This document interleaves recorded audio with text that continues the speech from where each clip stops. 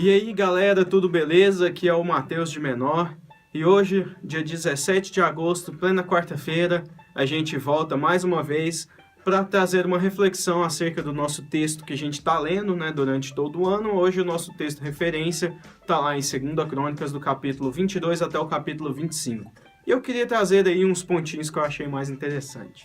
Esse texto aqui é um tanto quanto difícil de entender, mas a gente pode perceber que a descendência de Davi, que está governando tanto Judá quanto Israel, tanto Judá quanto Jerusalém, meio que se afastaram dos caminhos do Senhor e, seguindo aí os conselhos de pessoas iníquas, de pessoas ímpias, acabaram se distanciando dos caminhos do Senhor. Pois é, o Senhor foi tolerando cada vez menos a interferência, a influência desses perversos no reinado de Israel, no reinado do povo de Jerusalém, do povo de Judá. E ele resolveu dar um basta naquilo ali e renovar os reinados de ambos os povos. E para isso ele usou Jeú, que foi o único em toda a história a matar tanto o rei de Israel quanto de Judá no mesmo dia. É bruto. E Jeú foi utilizado assim como joiada para poder restaurar, o trono, a dignidade, a integridade do trono do povo de Israel em Jerusalém e Judá. Joiada foi o sacerdote responsável por proteger e resguardar a Joás, um bebezinho que era descendente de Davi, para que lá na frente ele pudesse retomar o trono de Israel para a descendência de Davi. Joiada foi também o responsável por unificar o povo de Israel e depor a usurpadora Atalia, que era estrangeira e não tinha direito de estar no trono do povo de Israel. Para explicar o porquê do Senhor ter destituído a Acasias e sua mãe, basta a gente dar uma olhada no verso 7 do capítulo 24, que diz: porque a perversa Atalia e seus filhos arruinaram a casa de Deus e usaram todas as coisas sagradas da casa do Senhor do serviço dos Baalins. Joás então assume com apenas 7 anos de idade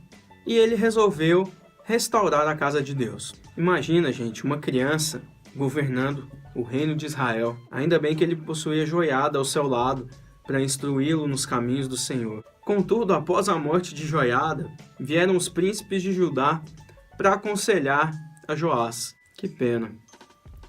Ele os ouviu. A Bíblia relata então que tais príncipes deixaram a casa do Senhor e passaram a adorar postes ídolos e seus ídolos. E, por essa culpa, sobreveio grande ira a Judá e a Jerusalém. Mesmo tendo Deus enviado profetas para testemunharem contra as iniquidades tanto do rei quanto de seus conselheiros e, consequentemente, do povo, ninguém lhes deu ouvidos. Mesmo Zacarias, que era filho de Joiada, não foi poupado. Pense bem. Joás não se lembrou de todas as bonanças e benfeituras que Joiada fez para com ele, inclusive protegê-lo, a sua própria vida, sua integridade física, e mandou que apedrejassem a Zacarias mesmo assim. A gente ainda tem mais um outro capítulo inteiro, capítulo 25 do nosso programa, mas eu queria parar por aqui para fazer uma reflexão. Joás começou a reinar com 7 anos e reinou por 40 anos sobre Israel. Ele devia ter mais ou menos seus 40 anos quando Joiada morreu e ele resolveu dar ouvidos aos príncipes de Israel, o que culminaria na morte de Zacarias e de tantos outros profetas. Mas o que pôde ter acontecido nesses últimos 40 anos que fizesse com que ele se esquecesse dos caminhos do Senhor? Afinal, ele sabia muito bem que a iniquidade dos seus antecessores, dos seus ascendentes, tinham trazido a ira do Senhor, de tal forma que Joiada teve que proteger a Joás para que não fosse morto pelos mesmos.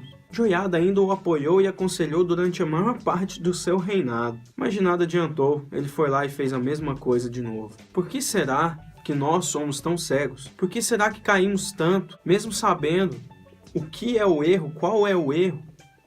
Será que nós não nos importamos com as consequências? A gente não pode julgar a Joás ainda. Antes, aprendamos com seus erros e tentemos não cair nos mesmos. Eu listei aqui algumas lições que a gente pode tirar dessa passagem aí sobre Joás. Primeiro, cuidado com as suas amizades. Joás foi um rei que caminhou nos caminhos do Senhor, que andou com o Senhor, restaurou a casa de Deus. E ele não fez isso só por fazer, não, ou porque alguém mandou. Ele fez porque ele realmente estava centrado em Deus naquele momento. Tudo isso ele fez enquanto Joiada o apoiava. Quando este faleceu, vieram outros para aconselhá-lo, e ele acabou ouvindo os outros. Talvez não tenha sido homem o suficiente para ter a própria opinião, ou talvez tenha feito da opinião dos outros a dele, mas o fato é que ele incorreu no mesmo erro de seus antepassados, em permitindo a idolatria no meio do povo.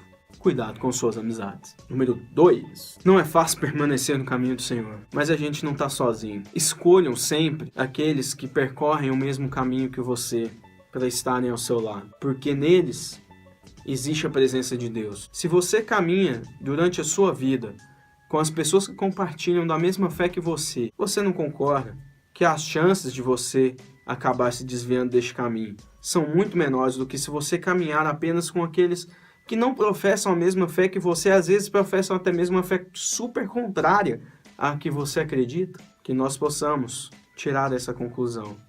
Não vai ser fácil, mas a recompensa vai ser muito maior. E o que nos leva para a terceira lição.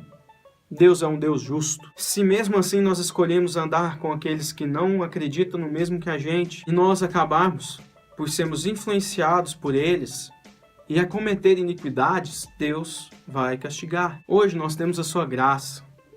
Ele, através do nosso arrependimento, Ele nos perdoa, mas nós não estamos livres das consequências dos nossos pecados por conta disso. E é isso aí, gente, é isso que eu queria trazer para vocês hoje. Encerramos aqui, então, mais um estudo. Continue firme com a gente, não perca a próxima leitura, não vacila, tamo junto, vamos seguir firme. É nóis, até semana que vem. Valeu! E aí, já leu a Bíblia hoje?